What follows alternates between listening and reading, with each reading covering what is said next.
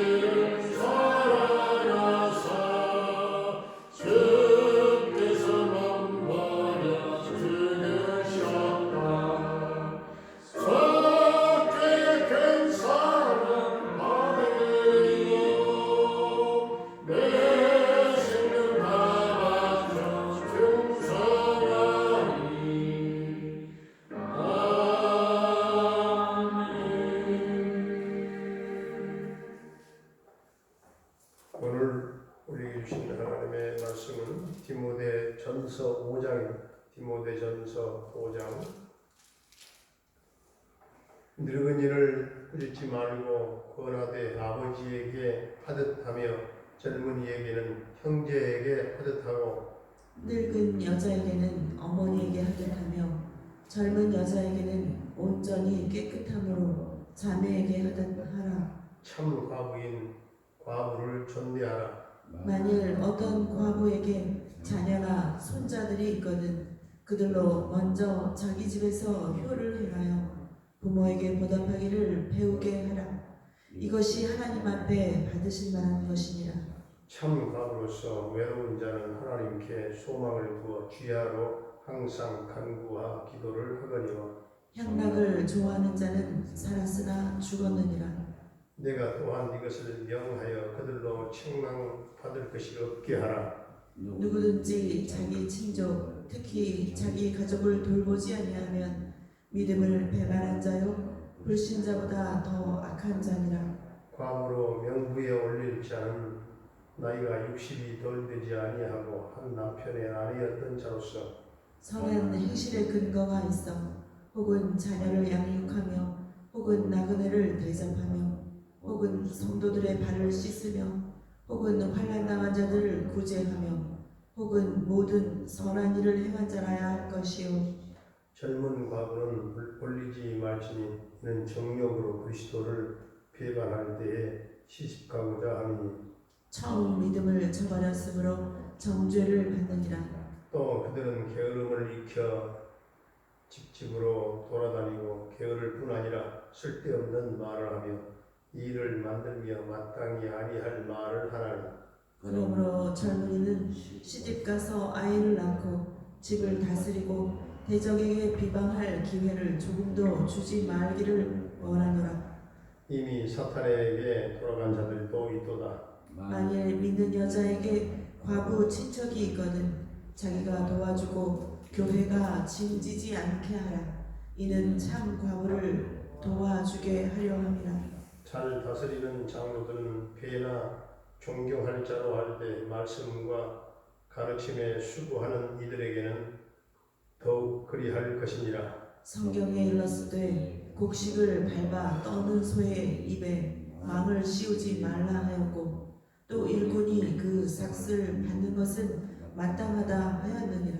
장로에 대한 고발은 두세 증인이 없으면 받지 말 것이요 범죄한 자들을 모든 사람 앞에서 꾸짖어 나머지 사람들로 두려워하게 하라. 하나님과 그리스도 예수와 택하심을 받은 천사들 앞에서 내가 엄히 명하노니 너는 편견이 없이 이것들을 지켜 아무 일도 불공평하게 하지 말며 아무에게나 갱소리 안수하지 말고 다른 사람의 죄에 간섭하지 말며 내 자신을 지켜 정결하게 하라. 이제부터는 물만 마시지 말고 내 위장과 자주 나는 병을 위하여 포도주를 조금씩 쓰라. 어떤 사람들의 죄는 밝히 드러나 먼저 심판에 나아가고 어떤 사람들의 죄는 그 뒤를 따르나니 이와 같이 선행도 밝히 드러나고 그렇지 아니한 것도 숨길 수 없느니라. 아멘. 할렐루야. 살아계신 하나님, 오늘도 우리와 함께 하실 줄로 믿습니다. 교회 안에는 신분이나 또 연령 다양한 사람들이 모였는데 먼저 1절을 보니까 교회 안에 연세가 많으신 연로한 노인을 꾸짖지 말라. 자기 아버지 대하듯 하라 말씀합니다. 2절에 보니까 연세가 많은 여자 여노인들에 대해서는 자기 어머니 대하듯 하라 말씀합니다. 젊은이들을 대할 때는 형제 자매로 대하라 말씀합니다. 그리고 3절 4절에서는 남의 도움이 없이도 살아갈 수 있는 사람들, 특별히 혼자 되신 분들, 외롭고 의지가 약하고 또 남편 웃음으로 무시받기 쉬운 사람들에게 더욱 효를 행할 것을 말씀합니다. 그리고 4절에서 부모의 보답하기를 배우게 하라 해서 부모님에 대한 효는 사람이 바뀌고 시대가 바뀌고 또 바뀌어도 계속 누구든지 행해야 할 것이라는 거죠. 그리고 효는 하나님이 받으실 만한 것이다. 효는 하나님이 받으실 만한 것이다.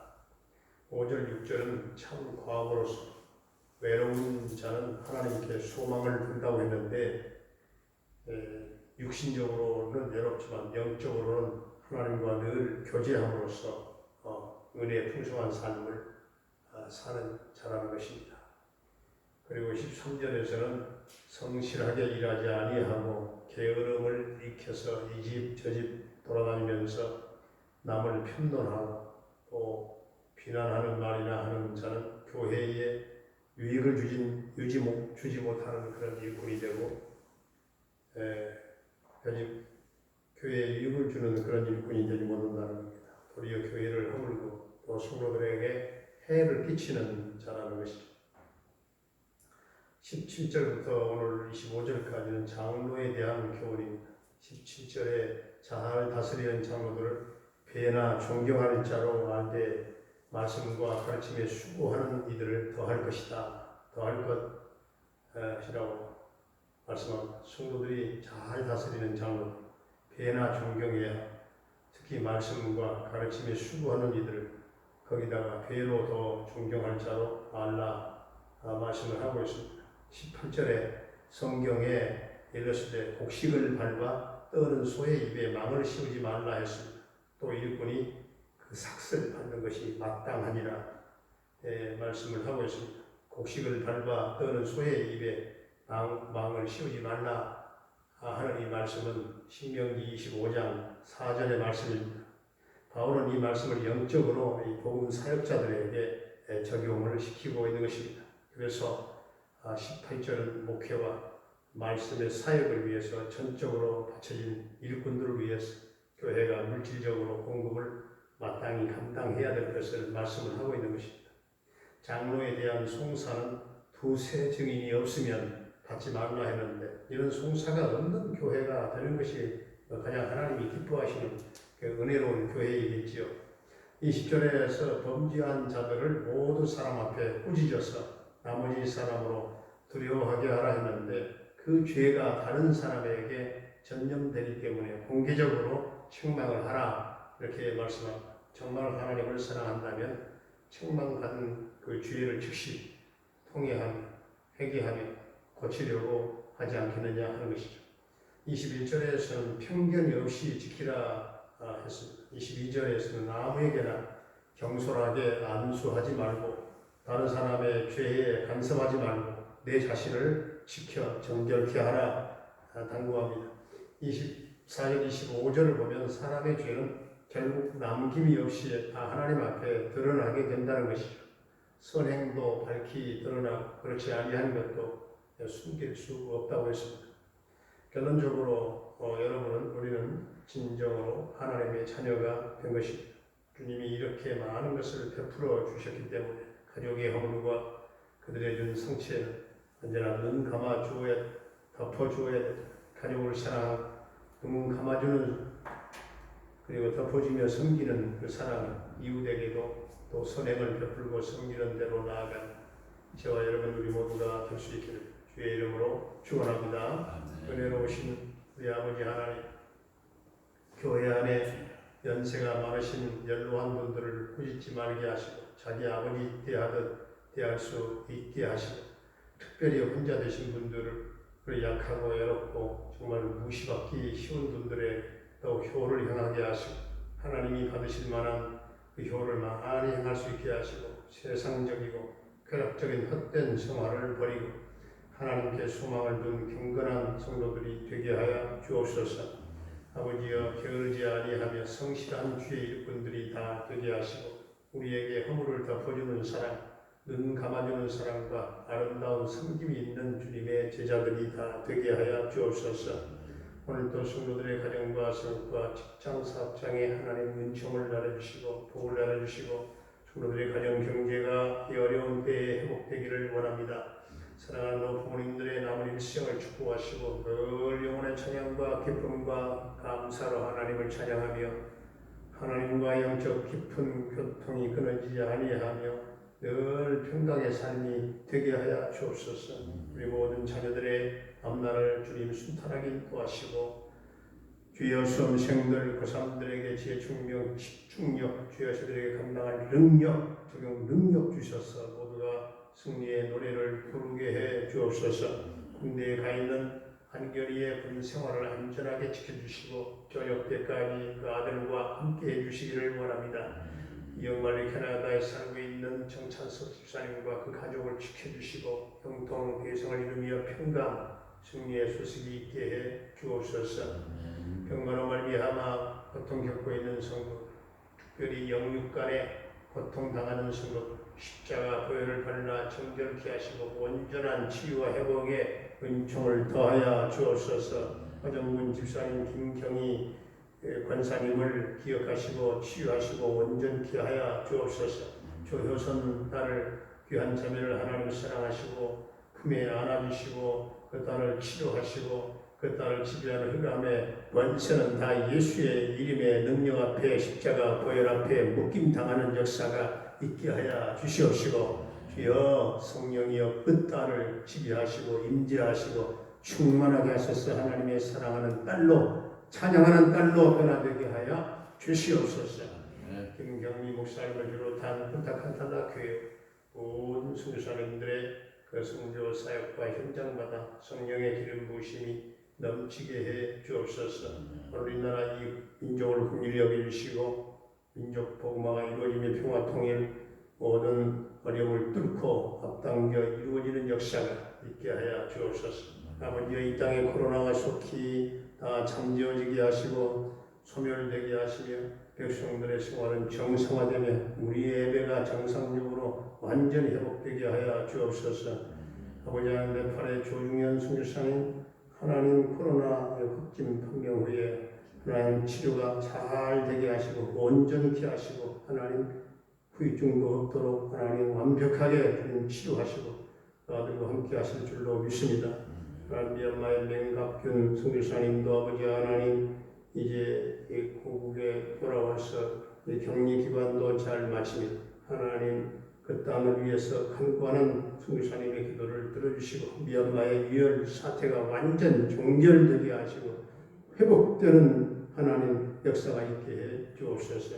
오늘 너무나 어려운 상황에 인도 상황 하나님 인도가 하나님 회복되게 하시고 수많은 백성들이 죽어가며 아버지 하나님 또 확진자로 고통을 겪고 의료 시설은 아버지 하나님 의료 직원들은 부족하여 아우성을 치고 발을 동동 구르는 그 땅에 하나님 치유의 바람이 일어나게 하시고 하나님의 놀라운 은혜가 또 복음 선교의 문이 오히려 크게 열리게 하여 주옵소서. 오늘 성도들의 삶을 이 모양 저 모양 우리 하나님 도와주실 줄로 믿사 예수님의 이름으로 기도하옵나이다. 아멘.